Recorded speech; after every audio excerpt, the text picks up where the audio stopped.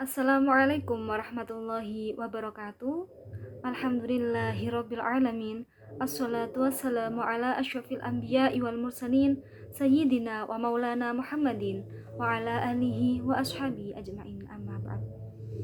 Pertama-tama marilah kita panjatkan rasa puja dan puji syukur atas kehadirat Allah Subhanahu wa taala, karena berkat limpahan rahmat dan hidayahnya kita, khususnya saya, dapat diberikan kesehatan sehingga bisa memberikan secuil ilmu dalam keadaan sehat walafiat.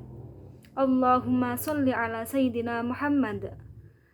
Salawat serta salam semoga tetap tercurahkan kepada junjungan kita Nabi besar Muhammad sallallahu alaihi wasallam, karena berkat beliaulah yang telah menuntun kita dari zaman kegelapan menuju zaman yang terang benderang, yakni melalui ajaran agama Islam.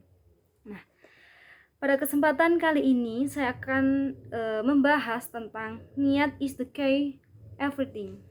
Nah, dalam kehidupan sehari-hari kita, pasti kita tidak pernah bisa dilepaskan dari yang namanya beraktivitas. Nah, oleh karenanya bagaimana sih cara kita agar dapat melakukan sesuatu tersebut tidak membuahkan hasil yang sia-sia? Nah, atau bahasa kasarannya, supaya segala sesuatu itu berniat atau bernilai sebagai suatu ibadah. Nah, dalam kitab Arba'in Nawawi karya Abu Zakaria Muhyiddin An-Nawawi dijelaskan pada hadis pertama bahwa Rasulullah SAW pernah bersabda, "An Amirul Mukminin Abi Hafsin Umar bin Al-Khattab radhiyallahu an, qala sami'tu Rasulullah sallallahu alaihi wasallam yaqulu, innamal a'malu binniyat wa innamal likulli imrin ma nawa. Faman kanat hijratuhu ilallahi wa rasuli fa hijratuhu ilallahi wa rasuli. Wa man kanat hijratuhu lid-dunya yusibuha aw imraati yankihuha fa hijratuhu ila ma hajara ilaih." Muttafaqun alaih. Yang artinya yakni dari Amirul Mukminin Abi Hafsah Umar bin Khattab radhiyallahu anha. Beliau berkata, aku mendengar Rasulullah Shallallahu alaihi wasallam bersabda, innamal a'malu binniyat. Segala sesuatu itu tergantung pada niatnya. Nah, setiap orang hanya akan mendapatkan apa yang telah ia niatkan. Maka barang siapa yang hijrahnya kepada Allah, fa hijratu ilallahi wa rasuli, maka hijrahnya pun kepada Allah dan Rasulnya. Dan barang siapa yang hijrahnya untuk mendapatkan dunia atau wanita yang akan ia nikahi, maka fa hijratu ila ma hajara ilaih, hijrahnya pun akan mendapatkan apa yang telah ia niatkan. Hadis riwayat muttafaqun ilaih. Nah, teman-teman semua, dari hadis tersebut dapat kita ambil ibrah bahwa segala sesuatu itu tergantung pada niatnya. Nah, agar apa yang kita lakukan ini membuahkan hasil atau senantiasa bernilai terhadap ibadah, maka kita pun harus menyertainya dengan niat. Nah, perihal niat ini juga dijelaskan dalam kitab Mabadi Awaliyah karya Abdul Hamid Hakim, yakni dijelaskan pada kaidah pertama, yakni al-umuru bimaqasidihha. Segala sesuatu itu bersamaan dengan niat atau tujuannya. Nah, bagaimana sih caranya kita mengaplikasikan niat itu tersebut? Nah, untuk perihal membahas niat ini sangat gampang.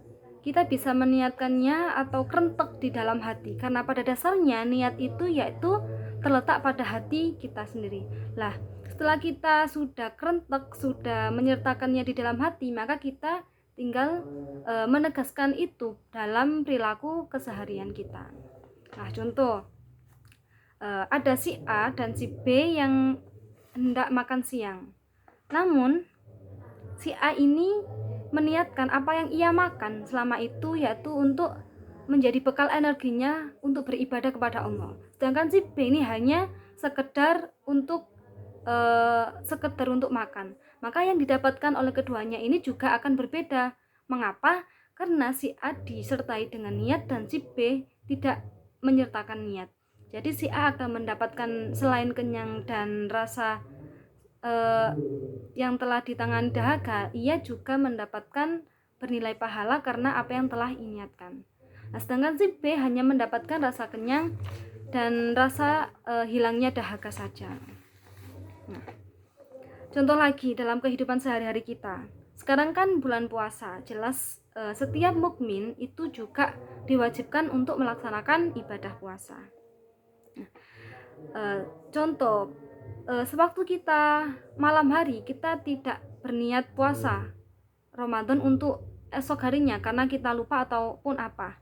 Lah, pada pagi harinya juga kita juga lupa tidak melaksanakan atau tidak menyertakan niat untuk puasa di hari tersebut.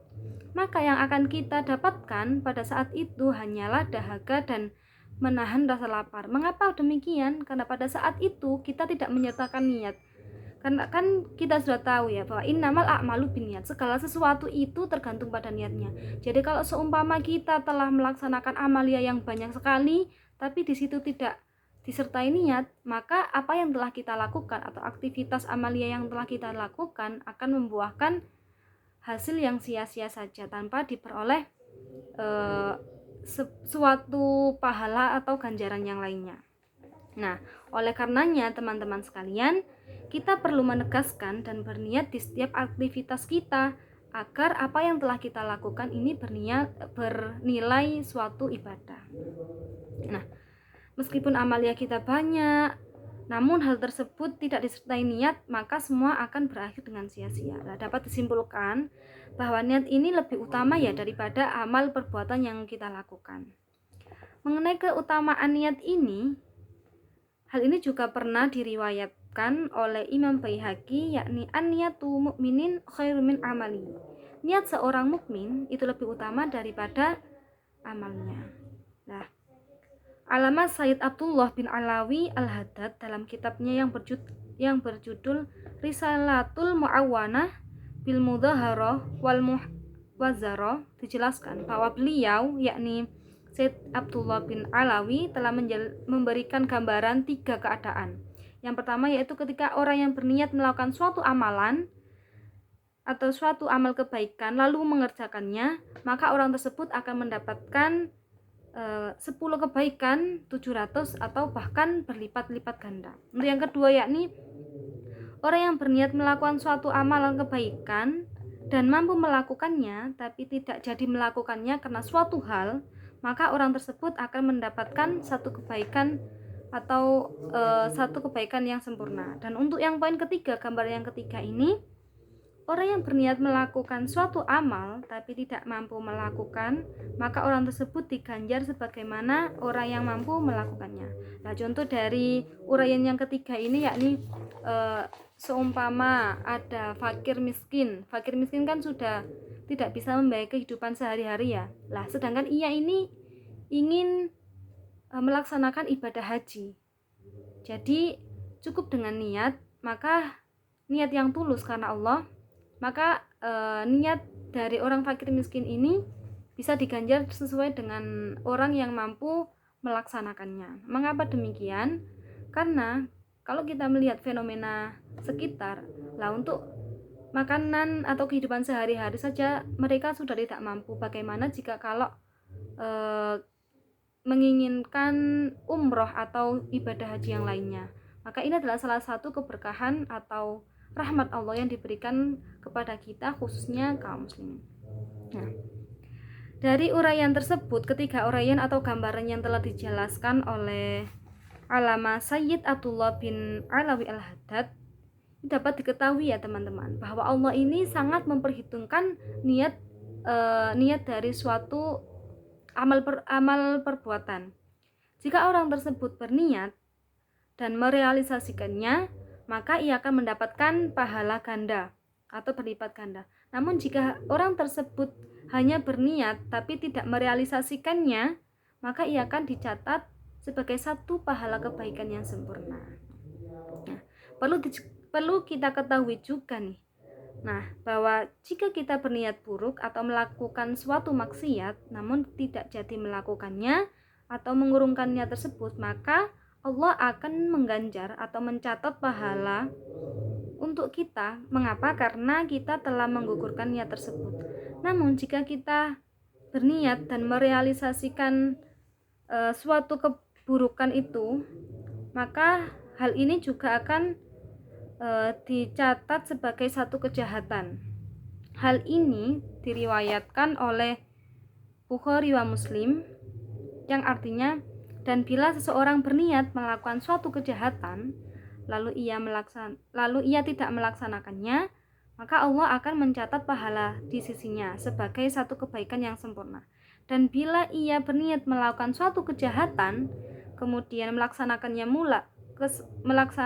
pula, maka Allah akan mencatatnya di sisi Allah sebagai satu kejahatan. Nah, demikian yang dapat saya sampaikan. Sungguh kesempurnaan itu hanya milik Allah. Apabila ada yang baik, maka silakan diambil, dan jika ada yang kurang baik, maka dimohon untuk dilupakan. Wabillahi taufiq wal hidayah, waridha wal inayah. Assalamualaikum warahmatullahi wabarakatuh.